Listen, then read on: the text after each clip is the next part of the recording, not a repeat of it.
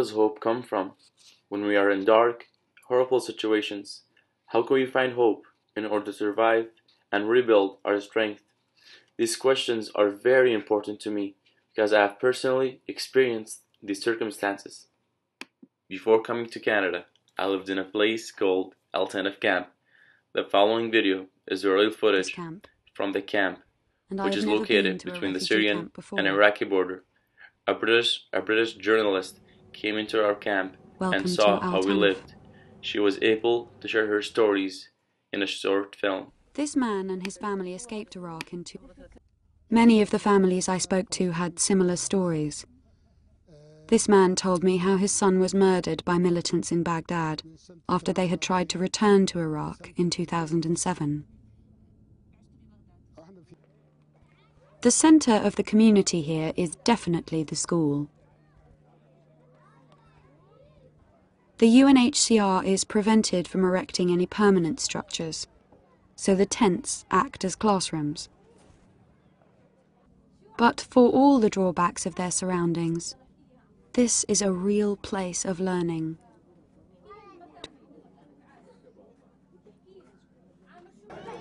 And of play.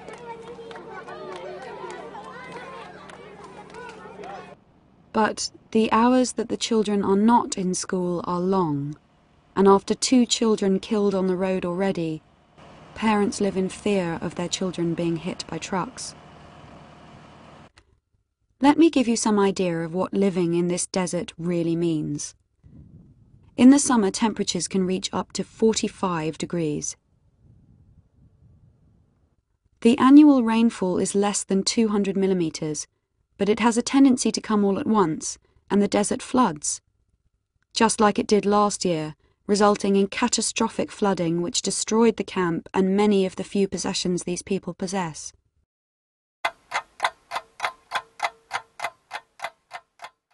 On May 1st, 1997, I was born. From the beginning, I always had to find hope in order to survive. My mom, who was Jordanian, went back to Jordan to give birth to me. But because people found out that I was half Palestinian, I was forced to immediately leave the country, even though I was a very sick newborn. Somehow, I survived the very hot and difficult travel back to Iraq. Until 2003, my childhood in Iraq was just like any other kid. I always liked to swim, play soccer, and visit my cousins, because we had a very large family. However, everything changed in July 2003. Lisa, what is happening? Well, we're about 60 miles or so from Baghdad. We are on the main supply route north. Really, when you see it, a huge war effort in support of the push for Baghdad. The Americans had taken over Iraq, and once again, were being bullied because we were Palestinians. Once again, my grandfather and his family were going to be refugees in their own country. At that time, even if you were born in Iraq or any other Arab country, Palestinians were not allowed to become citizens. So when war broke out, there was no law in Iraq that was going to protect us. Instantly, people wanted to fight each other because of their backgrounds. There was a lot of hate crime, and my 2 uncles were murdered. My uncles Muhammad and Omar were killed simply because 2 other religious groups did not like their names. It all seemed so unbelievable, and it was so hard for our family to face this. My entire immediate and extended family were forced to leave Iraq for an alternative refugee camp that was between the Syrian and Iraqi border. This is where I lived my life for 6.5 years. When I arrived at the camp in June 2006, I remember seeing all my family members crying as they entered the ground. We couldn't believe how quickly our lifestyle have changed. Our new home was so different. The entire space was as big as my old bedroom, and now we had to live, sleep, and eat in the same space with the 5 people. At this time, we felt there was no hope. Everyone shared public bathrooms, and there was very little food to feed everyone. People were very scared because our environment was very dangerous. Regularly, people would be bit and killed by poisonous desert snakes who seemed to be our new neighbors. The mood was very desperate and hopeless in the camp. Still, I remember the day everything became worse. Within the first 5 to 6 months, there was a huge fire that burned more than 15 tents, killed 3 people, and injured many more, including my father. I remember that I was trying to help because there was a pregnant woman in one of the burning tents, and she couldn't There was escape. fire. Her husband was A trying to get pregnant in woman was and killed save in his this fire family, last year. but the community was holding him back because they didn't want him to get killed. بس اتاخد بالكرك عمر طين كرك عمر طين كرك. All that remains of the blaze is a gap in the row of tents. When it seemed like everything was lost, we finally saw some hope. On May 27, 2011, around 12 p.m., my father received a phone call from the Canadian Immigration Office in Syria. They told my father to prepare to come to Canada in exactly 1 month. He thought one of his friends was playing a joke on him, so it took him some time to actually believe it. We all started screaming and laughing with joy. We were one of the families who had been in the camp for 6 years. Canada would take the longest to accept new immigrants, so it was a very long process.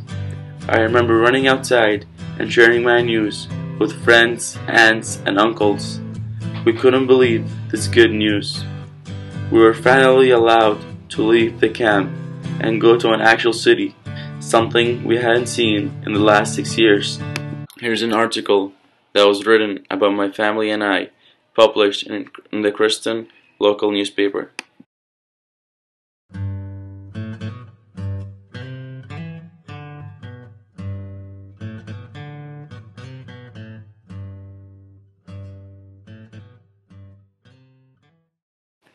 Similarly, my experiences at the refugee camp allow me to connect with Ali Weisel's personal story of survival in the novel Night. His story is about a concentration camp where he lost his family and friends. The text shows the danger of abusing and killing people based on their race. However, it also explores that even when someone is facing a human struggle, when you can find a support system and see light in dark situations, there are more chances of survival. His story is a reminder of my own experiences. Ali was able to find hope by telling his story. This shows the importance of sharing your stories of struggle, because some people may not know what other communities have experienced. When you know someone's personal story, it's very difficult to hate them. Here, we see Ali go back to the camp where he lost his family and friends. And so now we enter the gates of the crematorium. That was here, the crematorium. Yes. Yeah. Oh my goodness. There was a gas chamber in the crematorium because there was one next to the other. And the people who entered these gates entered them calmly. You were saying everyone was very... It was arranged like that to tell them, don't worry, you are going to take showers. And then the SS began pushing and clubbing and shouting. So then the panic broke out. It was too late. They were already inside. Oh my God. And then they dropped gas. And this was mostly the women and children, was it not? Both. Boys too, women and children. Then old people. But everything was programmed. Additionally, the true story, Freedom Writers, show the power of sharing personal story.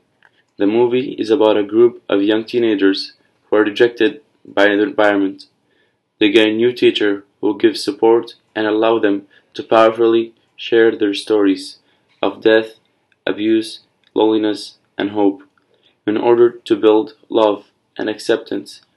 This film shows us that stories allow people to feel a part of a community. People are able to understand each other more, build patience for each other, and find hope through each other's experiences. The sharing allows everyone to heal and move forward. Here's a clip that shows some of the stories. In every war, there is an enemy.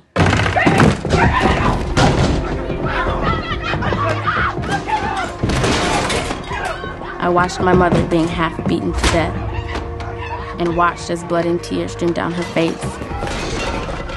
I felt useless and scared and furious at the same time.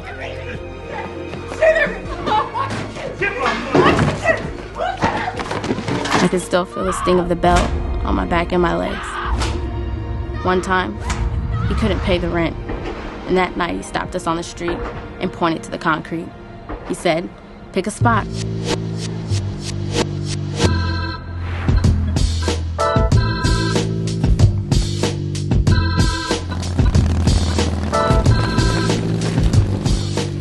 Clyde was my boy. He had my back plenty of times. We was like one fist, me and him, one army. Heavy, yeah. It's the real shit right here. Nobody jumps us now. We gotta practice, cause this got power. You shoot it, it throw you.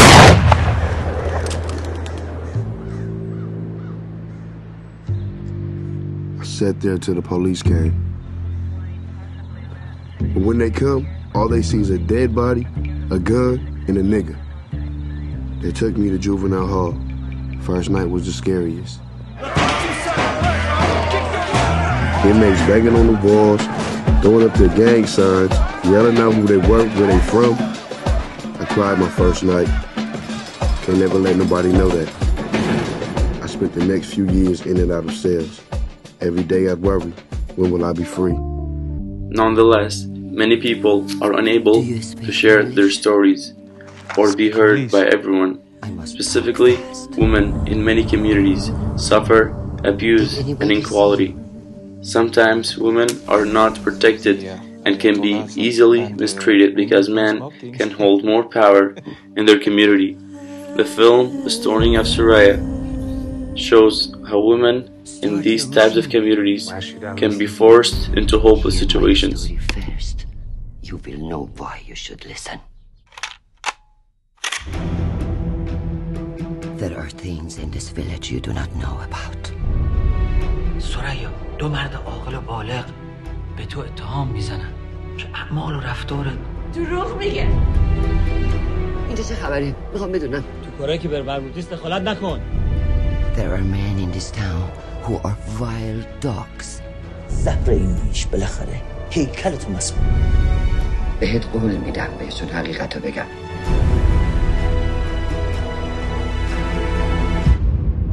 Voices of women do not matter in here. I want you to take my voice with you.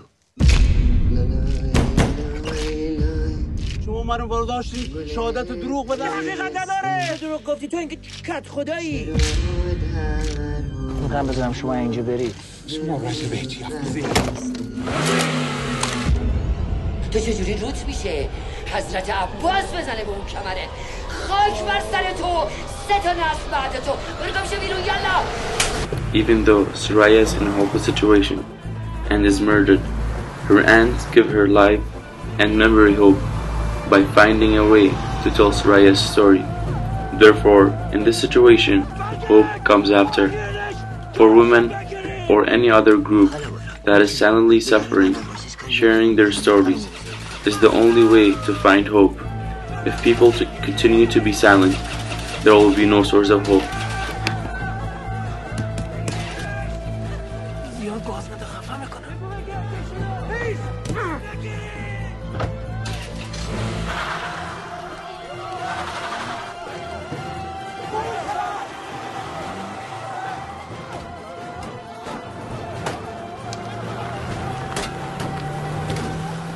ابراهیم از چی میترسی؟ مگه خودت نگفتی حق به حق دار میرسه؟ خدا قربونش برم بزرگه. الله اکبر. از چی میترسین؟ مگه قرار نبود دهمون نمونه بشه توی کشور؟ حالا نمونه میشه تو همه دنیا. آره خبرش به گوش همه دنیا میرسه. آره خبرش به گوش همه دنیا میرسه.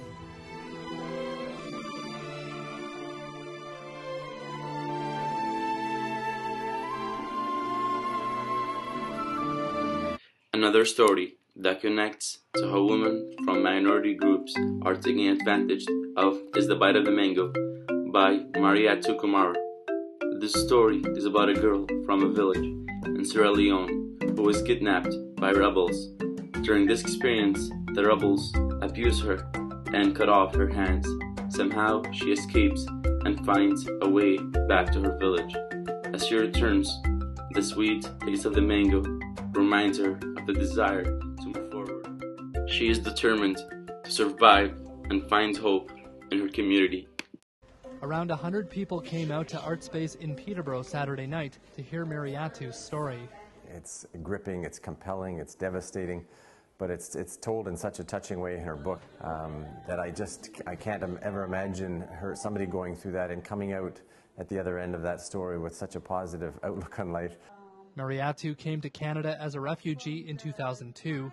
The now 25-year-old is a student at George Brown College in Toronto. She has since started a foundation to help those in her homeland. Mark Junta, Checks Newswatch, Peterborough. Instead of allowing her story to remain silent, her community built her up. They supported her by listening to her pain and making her feel safe. Like Soraya's aunt, Mariatu wanted the whole world to know about the Civil War and rebels' kidnappings. In order to give herself and her community hope, she shared her own story of pain. The story allows many of us to connect to how people who have suffered need patience, support, and a way to share and let go of their past pain. This is shown in the following short film called The Butterfly Circus, starring Nick Village. Yeah, Will. We don't have a sideshow here. Every circus has one. People come from all over the place to see us. And why do they come, Will? You can stay as long as you like, but I do run a different show.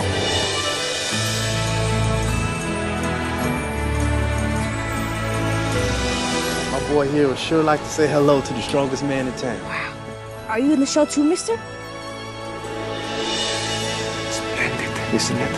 The way they move, full of strength, color, and grace. This film focuses on hopelessness and hope. It suggests that sometimes it seems impossible to see beyond our desperate circumstances. For me, when we came to the camp, my mother thought that her children's future was over. Similarly, Nick's character feels that his life is over because of his physical disabilities. To him, everyone seemed better and brighter. If you can call him that. God himself turned his back upon. Stop it! Why would you say that? Because you believe it. But if you could only see the beauty that can come from ashes.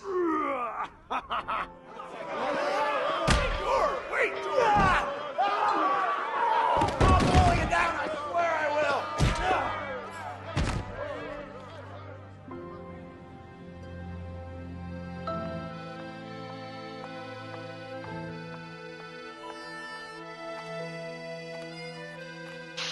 Personally, I have learned that when you cut yourself and don't treat it, it just gets worse. In these moments, you feel that the only solution is to live with the pain because there is no treatment to heal it. You just live with the pain and the possibility of it getting worse. However, as we can see, when you are empowered and supported by a strong community of family, friends, or even strangers, you are more able to find determination to continue to be hopeful in hopeless situation. But they're different from me. Yes, you do have an advantage. The greater the struggle, the more glorious the triumph.